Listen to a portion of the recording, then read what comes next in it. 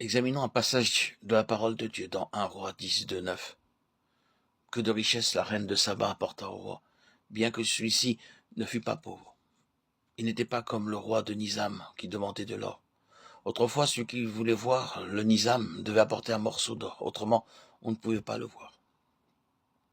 Mais cette reine a apporté tout volontairement les chameaux, les pierres précieuses, l'or et d'autres choses de valeur. Elle apporta toutes ces choses pour honorer Salomon. Et voyez ce qu'elle reçut en échange. Salomon lui dit, demandez ce que vous voulez. Et il lui donna tout ce qu'elle souhaitait et quoi qu'elle désira. Salomon lui donnait délibérément et bien au-delà. Ainsi, elle reçut bien plus qu'elle ne donna. Il en est de même pour nous. Nous recevrons bien plus que ce que nous donnons au Seigneur. Nous apprenons cette leçon après bien des années de stérilité si nous donnons au Seigneur ce qu'il désire. Alors, nous nous sentons édifiés, nous réalisons en nous que le Seigneur a pu établir sa place dans nos cœurs. Et nous devenons féconds.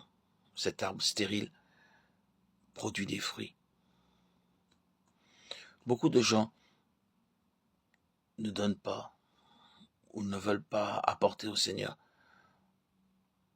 ce qu'il demande de notre part. Pas simplement financier, mais aussi dans nos œuvres. Nous nous refroidissons, nous sommes tièdes.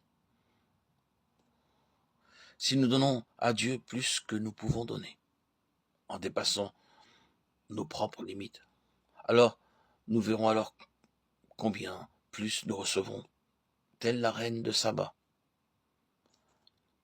C'était la 7e visite du Seigneur Jésus à Béthanie. Il nous a été donné de voir comment le Seigneur Jésus est exalté et magnifié, comme celui qui est plus précieux que toute autre chose. 1 Pierre 2, 4, 6. Lorsque la femme apporta le parfum au Seigneur Jésus, elle disait en fait, Seigneur, tu es plus précieux pour moi que le monde entier. Tu vas donner ta vie et verser ton sang pour que je puisse vivre éternellement. Tu es en vérité très précieux et digne d'être adoré. Apocalypse 5, 12. Mais parce qu'elle n'avait pas de mots pour exprimer l'adoration de son cœur, elle le fit avec le parfum. Lorsque nous aussi nous croyons les paroles du Seigneur Jésus, la lumière de Dieu commence à briller en nous.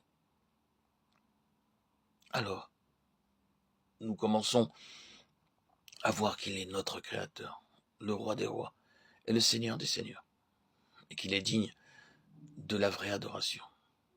Et nous dirons, je veux donner tout ce que j'ai. Nous voudrons répandre sur lui tout ce que nous avons de plus précieux et être à ses pieds. Alors nous serons élevés par lui. Et plus nous l'exalterons, plus nous serons élevés. L'agneau qui a été immolé est digne de recevoir la puissance, la richesse, la sagesse, la force, l'honneur, la gloire et la louange.